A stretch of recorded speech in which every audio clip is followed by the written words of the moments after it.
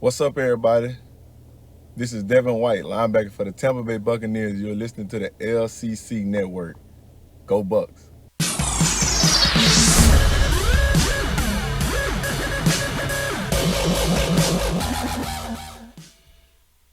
Hey everyone, welcome to the Commissioner's Clubhouse and the LCC Network for week 6 of 2020. We have made it halfway through our regular season already with, my opinion, little interference from COVID, all things considered. I thought it'd be a lot worse than this at this point. But things are still rocking. We still got fantasy football. We still got real football. With me today, I've got Cody on the show. It's just the two of us. What's going on, man? Not much, man. Just ready to get this going, get some picks in, see what we can do. Ready for this week. I won, got some momentum going, ready to keep it going. Yeah, I don't blame you there. I'm pretty stoked to see what's in store. We got a hell of a game of the week for everyone. Honestly, it's another you know big matchup. Two teams with great records.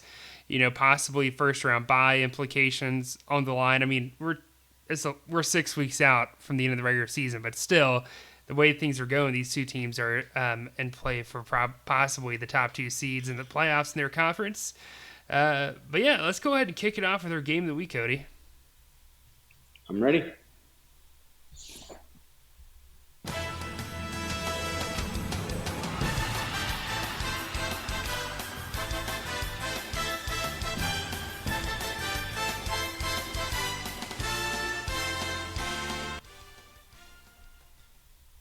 All right.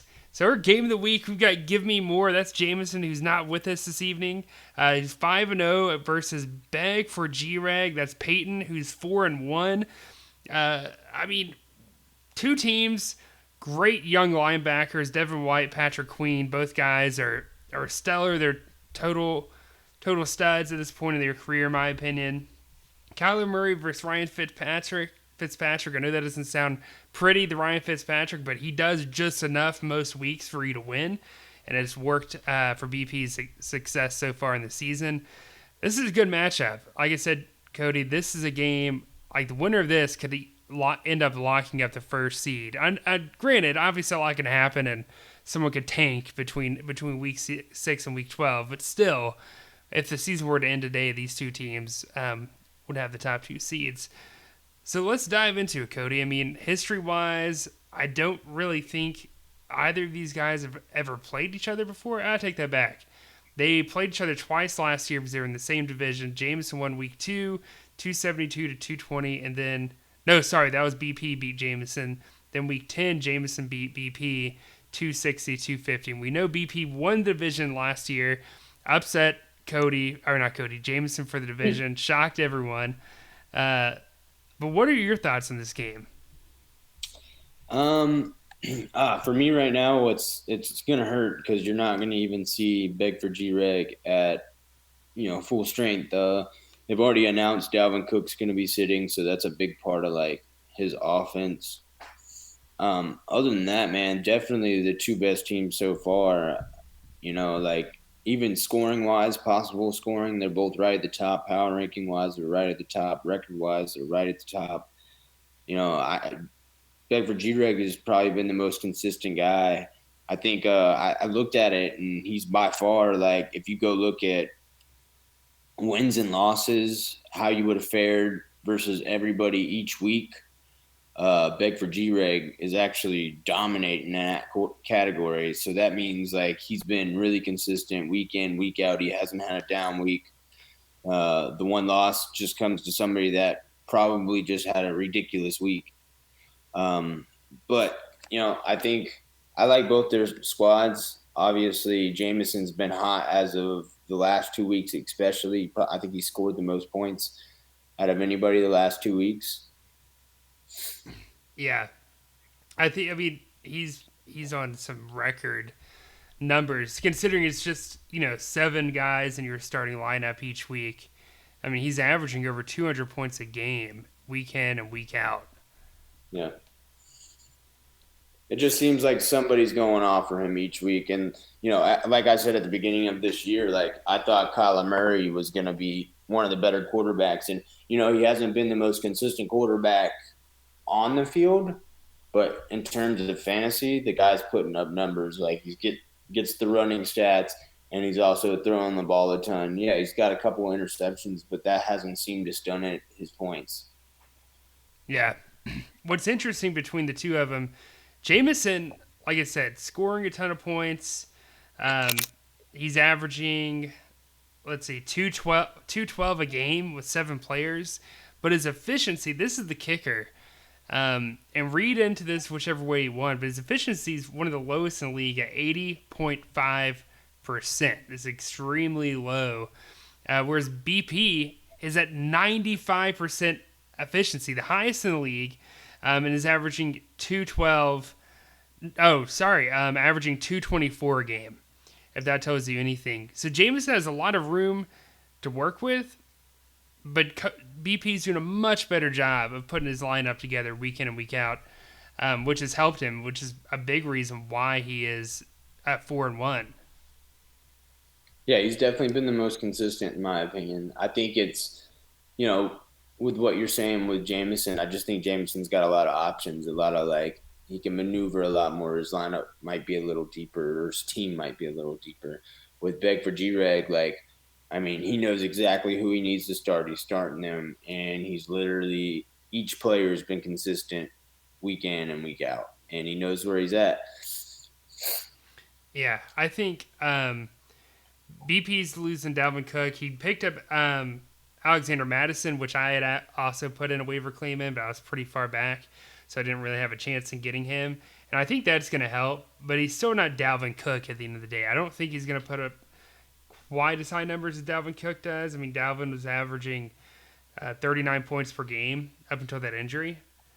So but I do think Madison could easily hit a 30 this week, which is enough to keep pace with Joe Mixon. Yeah, absolutely. Especially like, I mean, they're playing Atlanta, so Yeah, exactly. Who are you picking in this game, by the way? um, you know, if Dalvin Cook was in the game, I could see Dalvin Cook going for about a 50 or 60 spot. At this point, like I think I'm just gonna go with Jameson, given him being as hot as he's been the past couple weeks. Joe Mixon's finally coming on. Because he was off to a slow start, but the past 2 weeks he's been pretty nice. So Jameson being at full strength and the mix of Joe Mixon coming on, I think I'm going to go with Jameson.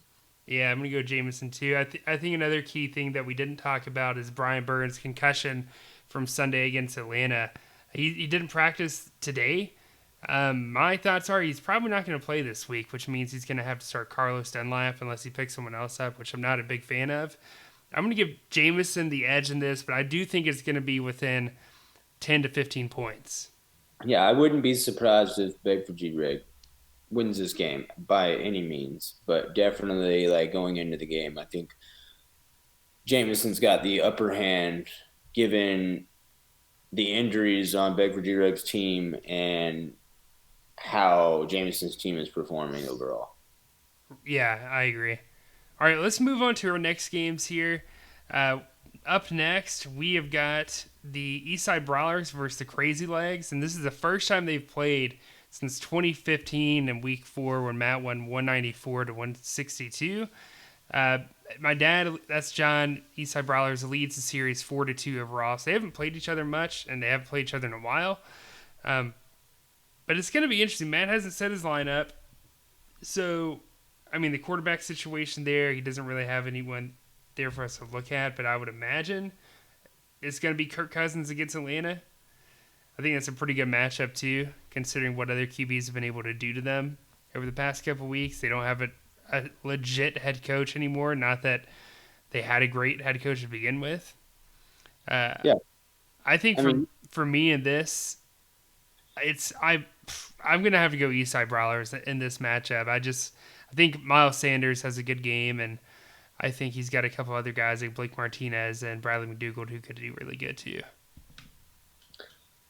For me, oh man, he does have Kirk Cousins on his team, so obviously that's probably where he's going. And then I think with Raheem Mostert coming back, I think that's a big like piece back for Matt's team. I think Matt's That's built true. on running back strength, and he has not, he's had some banged up players at running back. So if he's got both of those guys back, so I would assume his flex is probably going to be a running back. Robbie Anderson, I feel like has been dominant, man. Not a lot of people probably expected that. I think me and Jordan were talking about it today. With him and DJ are the two best. Like I think it said y'all had the best tandem in terms of like production with Robbie Anderson and DJ Moore. So I really like him filling in with Robbie Anderson right there. And obviously with what Aaron Donald did last week, you never know what that guy's going to do. He probably turned into the highest scoring defensive lineman in the league now after last week. I think it really. I'm gonna go with your dad just based off the fact that like Darius Leonard's status is up in the air. Yeah, I think that's a big factor there in this matchup. All right, so next we've got myself, Robot Leprechauns. I've snapped a 3-game losing streak, thank God, against Mike last week. And I'm playing against Mr. 300. That's Colby, who's having a season. He's 3-2. He's doing a game better than me, but I feel like our teams are got a night and day in some areas. I'm also having to start Devin Singletary this week because of a bye that I've got at my running back. We've played each other a good bit of times over the years. In fact, 6. Colby leads the series by a mile, 5-1.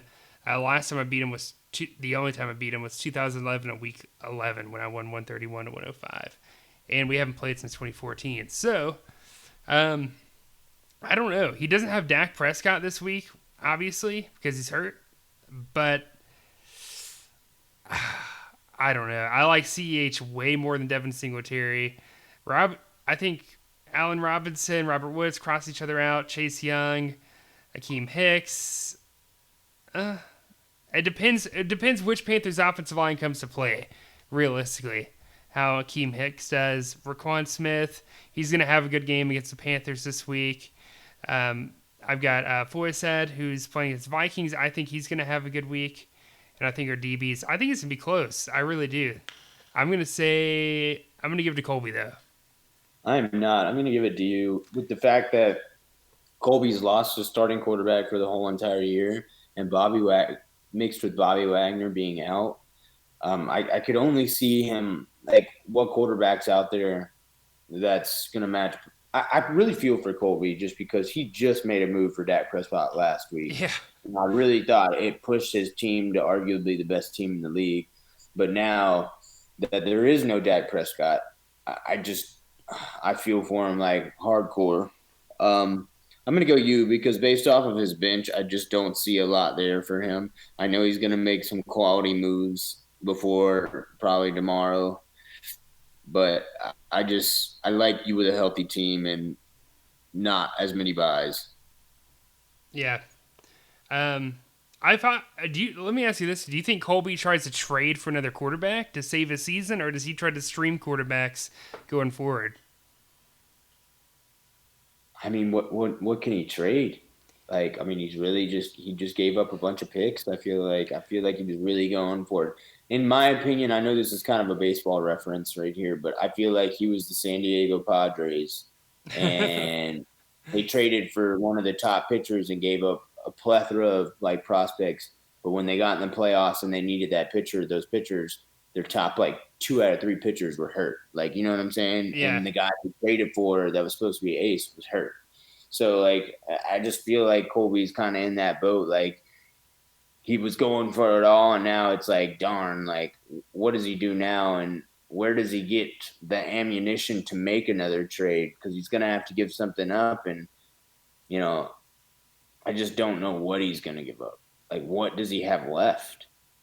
Well, one thing I thought about is trading away Jesse Bates and then pick. There's enough DBs in the free agency where you could replace Jesse Bates, but if you could get like just a mid-level quarterback, not even like a stud quarterback, just a mid-level quarterback, I think that's totally worth it. Yeah, I mean that's the thing, but like you say, there's plenty of DB. So what's the value of a DB right now? That's true. Especially like when everybody's nobody's wanting, unless somebody's like extremely terrible, like Mufali was with the Dak Prescott, with a Dak Prescott type. Like, who's got a really good quarterback that's not doing good? You know Yeah. what I'm saying? Maybe Hunter, because Hunter's given up a lot of like picks, so maybe he tries to garner some of his, you know, picks back if he doesn't believe he's making a playoff run. Because he's got Lamar Jackson, doesn't he? Maybe Hunter's a good trade partner if I Colby thought thinks. about I thought about Mike. He's got Jared Goff, and a safety. He's got Eddie Jackson, who's been very up and down. But outside of that, he doesn't really have any depth at DB. I don't know. Just a thought though. Yeah, I mean, I don't think it's out of the realm. I don't think it's crazy, but it's definitely it's something interesting to really like start looking at. But we'll see what the guy does. He's obviously a former champion, so like Yeah, he'll he's figure it definitely got out. that pedigree, yeah, for sure. But like I said, I'm going you, and you obviously said you were going to go Colby, so Yeah, that's let's keep it rolling. So next up, we got the Spurs, who's on a 2-game winning streak, barring any scoring changes tomorrow morning, versus Mondo, who's the Hashling Slasher, is at 2-3, and I think he's also won back-to-back games. They've never played each other. There's no history there. Obviously, both teams made the playoffs last year. Cameron won a championship on top of that. This is going to be an interesting matchup because I feel like Mondo seems finally getting a little bit of rhythm. And we're starting, especially now that Tremaine Edmonds is seriously back in his lineup and stuff, I feel like he's finally starting to get a little bit of steam. And this could end up being actually a relatively high scoring game. yeah. For me, wait, has he won 2 in a row? Let me go check. Hang on. I'm going to check the standings. It'll tell me in there. Because I know for a No, fact, Mondo's, he's, never mind. He just won last week. So yeah, he did win last week. I knew that. Cameron has won 2 in a row, though. Yeah, I was just about to say like because I know Cameron has won 2 in a row. I didn't know if Mondo had, but even then, like both of these guys getting back on track, and I think both of these guys were in me, you, and Jameson's top five. Yeah. So this is kind of like they're both getting on track. They're both 2 and 3. They're both. Let's see who's really about it. You know what I'm saying? Especially this week. So maybe this is the time where one of these guys, whoever wins this, can step up and start challenging. Because I think Mondo's got isn't in the best division at the moment. I mean, at No. least your brother's got a 4-1 team in his division at the moment with Slapdicks. So Mondo, your brother needs it more than Mondo I was does. about to say that, actually. I was about to say that. This game's way more important for Cameron than it is Mondo. Not that every game is important, but Cameron's trailing 2 games behind, whereas Mondo is a game behind. Really, game and a half, considering the fact that he lost to Maria. But honestly, I'll talk a little bit about this later. I think Maria's in a tough spot this week, honestly. I agree. But I think Mondo and Cameron's going to be good. Who are you picking in this, by the way? Oh man, this is actually really tough. I think it's a really it's going to be a probably one of the more closer matchups. Um, you know what? I'm going to go with Mondo with the upset. Honestly, I think your brother is slightly favored at the moment, but I'm going to go with Mondo with the upset. I think Patrick Mahomes has a really good day. Yeah. And I think Aaron Rodgers is playing a tougher defense this week. So I'm going to go with, just based off a quarterback, I'm going to go with Mondo. Yeah, I'm going to go Mondo too. I think Buffalo's secondary isn't as strong this year as it was last year, in my opinion. I think Pat Mahomes has a better chance of outscoring Aaron Rodgers, and I do like Mondo's flex a little bit better, Tremaine Edmonds versus Kareem Jackson. So I'm going to pick him in this game. Yeah, agreed. Cool. We'll move it on down to Michael versus Hunter of Champions. Michael is sitting at 2-3. Hunter is at 1-4. He has gone the complete opposite direction we thought he would, and I think part of that is just really just terrible circumstances. David Johnson. Not that we expected David Johnson to be great or anything, but David Johnson's been. Part of that's just because of how bad Houston's offensive line is. They've played each other a good bit. They've played each other 6 times since 2017, and Hunter has won all but one matchup. And the last time Hunter won was Week 5 of 2017 when he won 268 to 214. But honestly, it has been a lopsided rivalry. I mean, it's every game has been a blowout. Both sides, even when Michael won, it was by a significant margin. So, are you expecting this to be another blowout between the two of them, or do you think this will actually be a close game? Um, I think this is I want to say this first. You say like I think David Johnson has probably been what people expected David Johnson to be. He's been had some decent games, and he's had a couple games that are so a little under average, below par. But I think what's hurting Hunter right now is the fact that Lamar Jackson hasn't been Lamar Jackson. When you draft Lamar Jackson in the first round, where he drafted Lamar Jackson, you expected Lamar Jackson to put up 40 points a game. Like, bar none. Yeah. When you got Lamar Jackson putting up 23 and 29 points in a game, like, that's not what you expected. You expected an elite guy. You expected an Aaron Rodgers, Pat Mahomes type scoring. And that's not what Hunter's gotten. And Hunter risked his running back position to grab an elite quarterback, and he has not panned out as an elite quarterback. So for me, Hunter's struggles have been with Lamar Jackson. But saying that, Michael is in a terrible position with Eckler being out. He's also in a terrible position where Seattle's on a bye, so Tyler Lockett will not have an explosive day and maybe could save him. I think the more the year goes on, Michael's been hit hard with injuries and with underperforming players, and now you got buys posting in. I'm going to go with Hunter, and to answer your question, I do think this is going to be very lopsided, and I think Hunter is going to put a spanking on him. I agree. I agree. I mean, I'm granted he could drop Nick Foles at any moment and pick someone else up. In fact, I probably would. And the running back situation is, I'm not a big fan of David Johnson, obviously, this year, but I like him a lot better than Dearness Johnson. That's for sure. So I'm gonna go Hunter in this, and I think it's gonna be a blowout. Yeah, I agree. So we got Dirty Mike and the boys for Sunday Fun Day. No history here, but Sunday Fun Day. That's Brandon. He's new to the league. Mike is at 1-4. He is just trying to find another win now after his loss to myself. Brandon's 2-3, a game better. Yep. This is gonna be interesting. Brandon's got to go out there and find another quarterback with Derek Carr on a bye. He hasn't done it yet. I suspect he'll do that over the next day or two, though. Yeah, Derek Carr's been solid for him. I don't know if he drafted him or picked him up, but the past couple weeks, he picked him up.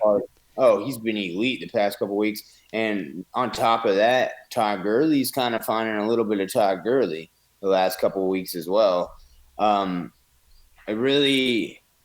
think we've kind of put a little bit of a bad mark on Fun Day Sunday throughout most weeks. But, I mean, personally, I think he's hitting all the right buttons the last couple of weeks, and he's really doing an awesome job. Let's see what kind of buttons he presses with the new quarterback situation. But in terms of roster and talent and what's going on, man, I think I'm going to go with Fun Day Sunday, just thinking he's going to get a quarterback that ends up performing, because there's a couple of guys out there that I like as well. So I'm going to go with Sunday Fun Day here. I am too, even though he's going to have to find another quarterback. I think Todd Gurley has another favorable matchup against the Vikings. In fact, he really has a favorable matchup for the next 3 weeks. Minnesota, Detroit, and then Carolina again. I think he's going to be solid for at least the next 3 weeks. And he's got some other guys. I think Mike, unfortunately, it's pretty much all but eliminated from the playoffs after this coming week against Brandon. And this puts Brandon on the cusp of being a wild card team. Yep. Cool. All right, so we got Le Batard Lobos. That's Alex, who's also new to the league, versus Abusement Park. That's Peyton. Both teams are 2-3. No history between the two of them. Ryan Tannehill versus Josh Allen. Antonio Gibson versus Kenyon Drake. Kenyon Drake has been a bust in pretty much every fantasy league. He had his best week of the season last week with 27 points. Has yet to crack the 100-yard mark in a single game this year. Gibson, on the other hand, has been pretty solid at times. I mean, considering he was a free agent pickup, I'm pretty sure for him. I think you pretty much get what you expect out of that, especially with Washington's rebuild at the moment. Is there a team that you like better than this? You think this will be a relatively close game? I mean, yeah, I definitely think it's going to be a close game. I think, with Abusement Park, the first couple of weeks, Josh Allen was definitely going off. He's kind of like cooling off just a little bit, and I wonder if that's going to continue.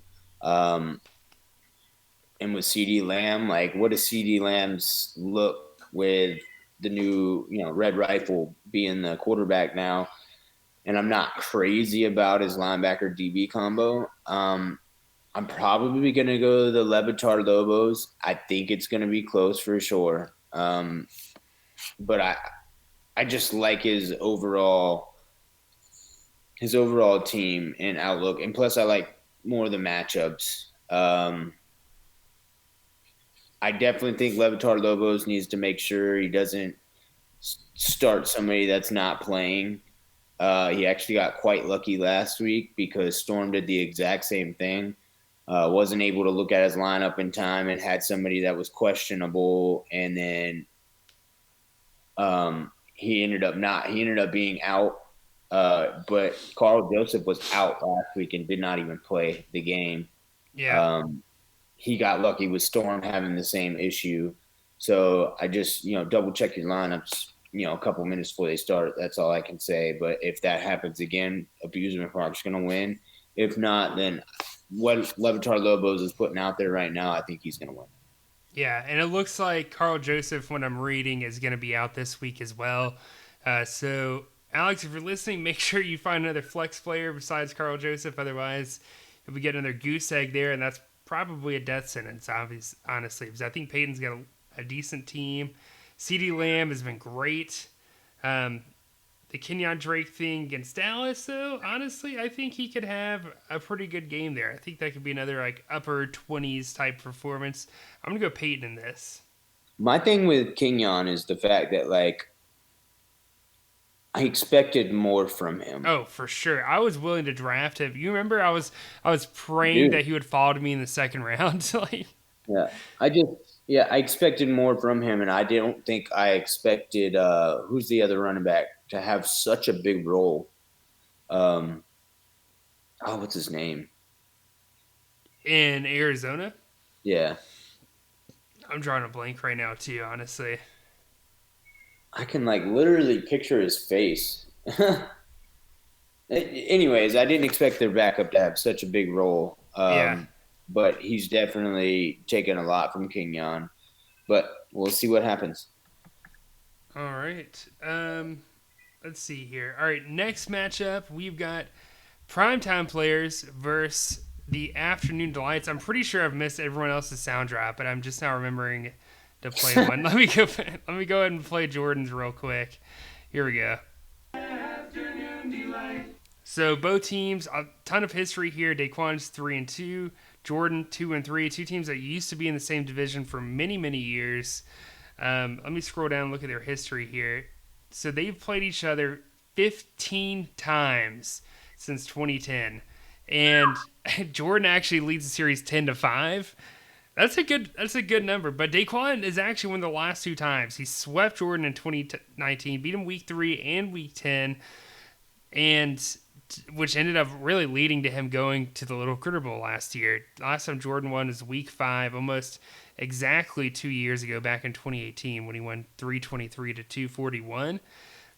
This is an interesting matchup. I think if Jordan loses this, well, I shouldn't say that. Depending on what happens in our division, if he loses this, I win, Storm wins, my dad wins again. I mean, that could really hurt him a lot, even though he does have 2 wins. Daquan, if he loses this, he's at 3-3 and, can still compete for his division at that point. Daquan was supposed to be at Isaac's wedding last weekend, I believe, and we were texting last weekend, and we were going back and forth about Gardner Minshew, and he's like, he didn't appreciate me not giving him respect. Well, I've got to say, 3 out of 5 weeks now, Minshew has put up over 40 points. In fact, he got 43 last week, 44 the week before that. He had 26 in week 3, but don't mind that because he had 47 in week 2 and 32 in week 1. And they're playing against the Lions. I think Minshew's up for another good game this week, honestly. And James Robinson is a guy who's been stellar for the most part of this year. He's got the Lions too, obviously. Is there someone you like more in this matchup? I mean, man, not really. Like, I mean, I genuinely, I'm gonna pick Daquan at the end of the day. It's tough for Jordan right now, and it's going to be tough sledding. I don't think it's going to be a great year for him, and I think he kind of knows that. There's some writing on the wall. I think with him, he needs Jonathan Taylor to maybe. I love Jonathan Taylor playing against the Bengals, first of all, but he needs for Indy to start really feeding Jonathan Taylor because that has not been the case right now. And Jonathan Taylor has not been what maybe some have hoped. He's been decently consistent, but not like, dominant rookie. Like, he's the best running back rookie class. Like, I think Daquan's just, he found his running back, which was tough.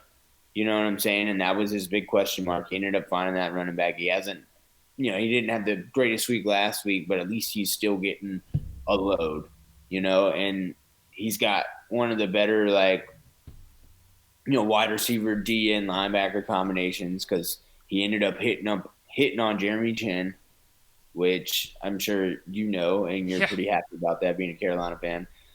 I think, Daquan's definitely going to win this, and I think it's not going to be relatively close. I don't know what Jordan's lineup's going to look like. I would assume he's going to put Deontay Johnson in if he's healthy. I don't know if he's going to start Tyshawn Gibson still or not, but I don't think it's going to be relatively close, to be honest. No, I don't. Shaq did exactly what I said he would. He has been a very mediocre fantasy linebacker this season, and it's really because of Jeremy Chin playing a linebacker.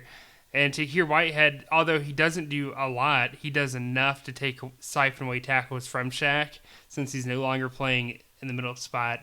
Yeah, I agree. I think this is going to be a tough year for Jordan. But with that said, I think he has some pieces there for next season to where he's going to be in a very, very good position. I agree. So let's move on down here. We got the third leg. That's Charles, who's sitting at 2-3, going up against the Vegetarians, who is 1-4.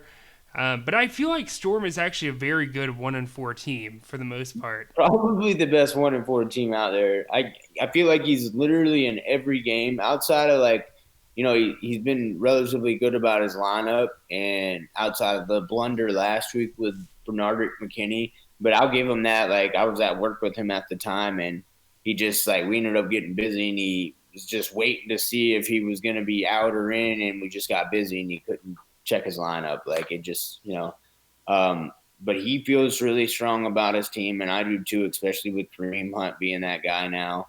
And as long as Mike Evans stays healthy, I think he's going to be fine, man. And I don't think he's in a very tough division, personally. No, he's in y'all's division. Ooh, buddy. Yeah, he's pretty far. I think the division's pretty much all but out of reach at this point. He's really shooting for a wild card spot. Yeah, I mean, personally, I don't think your dad's got the strongest team, so you could definitely lose a few. I think he's gotten lucky with some of his things, but I don't think Storm's going to catch him based off of, Storm would have to really catch fire. Yeah. But yeah, a wild card spot is definitely not out of the question if he can turn around now. Yeah, exactly. I think this is going to be interesting, but I'm going to give it to Storm as well. I think Storm kind of gets back on track here. This is kind of a get right game for him, and I think he should be able to win this. They played each other twice. Back in 2018, Storm won 309-261, and last year in Week 8, Charles won. He broke a record, I'm pretty sure. He scored 414 to Storm's 328. What a shootout. That's a tough way to lose for Storm. Yeah, for real. But Chase Edmonds, that Arizona running back. Yep. And the viewers were able to see the stats here, but where he's getting his points from is targets and receptions. He is killing it in the receiving game, but realistically, he's only getting about, 4 to 5 rushing attempts per game. Where he's making his money is off those catches, which got him 27 last week. So who knows? Maybe he can do the same this week for Yeah, and Charles. he poached a touchdown too, Yeah. like a rushing touchdown. But what also hurts them is the fact that Murray is run so much, and when they get close to the goal line, Murray's. It's kind of like the old Josh Allen, stealing, poaching touchdowns once they get in the red zone. Yeah. But yeah, I got Storm in this one as well. Cool. We're getting close to the bottom here. We got actually Mafali versus you, Cody. It's both teams sitting at, or no, never mind. Mafali's 1-4. You're 2-3, and you guys have had some games over the year. 8 games since 2014, and right now you actually have won the past 2 matchups. You beat him last year in Week 7, 312 to 187, and then you beat him in the playoffs in 2018. 279 to 269. Last time Mafali won was Week 5 of 2018. He won 310 to 262. Now, this is probably the worst team that I've seen Mafali roster since his rookie year in 2014.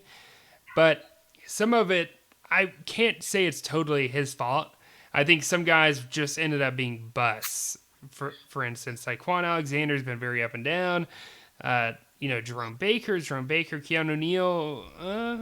Hang on. I haven't really kept up with Keanu. He's actually been good. He's been good when he's played. So, yeah. I think this is going to be interesting. Big Ben is firing on all cylinders, playing against Browns, have a terrible pass defense this year. Carson Wentz has also had a good year and is playing against Baltimore. I feel like he's going to have to score a good bit to keep up with them. So I think by default, he's going to have a good game. Now, here's the interesting thing. Zeke does not have his starting quarterback, and they're playing against Arizona. Does this mean Zeke gets some ungodly rushing attempts, or does he totally get shut down the rest of the year? I guess we'll find out this week. And David Montgomery's playing against the Panthers. He should go off. Honestly, he should have a good 30-point game. Are you going to pick yourself here, Cody, by the way? I definitely like to. I mean, for me, with Mufali, I don't know if he went into the year thinking Kwame was going to be that guy. I know he's traded a lot of pieces. I know he's got Michael Thomas sitting on his IR, so Michael Thomas might be being put into his lineup. I'm unsure. Wait, is Arizona? Are the Saints on a bye? Yeah, they are. Okay, well, thank gosh. So he'll end up having Michael Thomas back, which will help. And I think, he had a couple injuries right at the beginning. So he literally just sold his team, and he's really setting up for next year. I've talked to him about it. And he's traded for a lot of picks, a lot of early mid picks, like 4th rounds, 5th rounds, and stuff like that. But I'm gonna pick myself. I definitely do think I have a better lineup. I've only won last week. Was the first time I'd won since week 1. But I topped 200 again. I like what Mike Hilton's been doing. I think what is he averaging point wise? 40 something points a game. I'll take that any day out of my DB. So hopefully I can get a similar outcome with him. Deion Jones hopefully he hasn't had a bust out game yet. So I'm rooting for that. With them not having Dalvin Cook, I'm hoping they're passing the ball and maybe he can slip underneath one or something. But right now, what's been propelling me is the running back combo of Zeke and Ronald Jones has been really good for me. So hopefully that continues. But just based off of consistency with some of my players, I'm going to go with myself. Yeah, I'm going to pick you here as well. I think you're going to go to 500. It should be good for you. Our next matchup here, we've got She's the Man, who literally has almost half her lineup on a bye this week. Drew Brees, Alvin Kamara, and Keenan Allen versus Slapdicks, who doesn't have Russell Wilson this week. So that'll be interesting. Both teams going to have to go out there and find themselves a free agent quarterback, someone who's got a relatively okay matchup, all things considered. Now, here's what, I always talk about Big Os's running back situation, but this might be the first and only week where I can say his running back situation actually is better than his opponent's, only because Alvin Kamara is in a bye week, and now she's got to go in there and plug in whoever her backup is. I don't even know, honestly. Yeah, I don't know either. Let me take a look real quick. Jordan Howard. And Jordan Howard is averaging a whopping 6 points per game. I was about to say. So, yeah, I think this is an easy call for me. I'm going to go Big Os in this matchup. Yeah, as much as it pains me, I mean, I hope she can put together a better lineup and maybe go scour for another running back and maybe find something. But, yeah, I agree. I don't see how she could keep up with Slapdicks. I mean,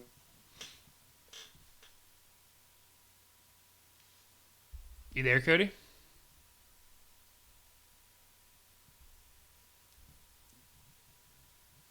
Oh, Cody, I can't hear you. If you can hear me. Well, shoot, since Cody is... I don't know if he lost connection or what happened there, but I'll just keep it going for now until he can rejoin us. But yeah, so I mean, two teams ever play each other. Obviously, storyline is here is, can Maria find enough talent and free agency to roster an okay starting lineup against one of the best teams in the league this year in Slapdick. So next up, we've got Detroit Bad Boys versus Burrow's Body Count. Detroit Bad Boys at 3-2. Burrow's Body Count also at 3-2. And right now, Detroit Bad Boys does not have a starting quarterback out there because of, I believe he's got a guy on a bye. No, he's got Drew Lock on his bench, who's healthy and should have a good game against the Patriots. I think he's going to have a good game in order for them to win that against New England.